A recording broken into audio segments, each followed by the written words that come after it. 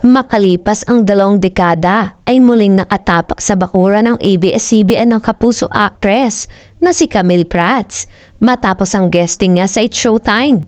Since napapanood nga ang Kapamilya Noon Time Show sa GMA Network, malaya ang kapuso artist na makapag-promote ng kanilang upcoming shows na mapapanood naman sa kanilang istasyon.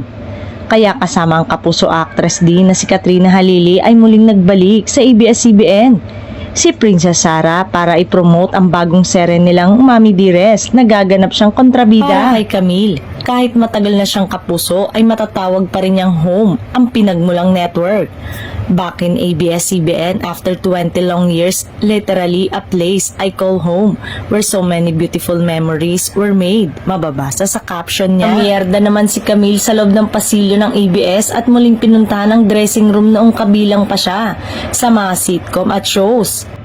Namiss at napatrobak din ng mga netizen sa pagiging Princess Sara ang munting prinsesa ni Camille na pelikulang ginawa nila noon ni Angelica Panganiban na hango sa isang cartoons na ipinalabas din sa Kapamilya Network. Lumipat sa GMA si Camille noong 2005 at patuloy pa ring contract artist ng Sparkle GMA Artist Center. Maraming netizen naman ang natuwa nang makitang bumisita si Camille sa ABS-CBN. Camille, I've been your fan since the Princess Sara day. I'm happy that you get to visit where it all started.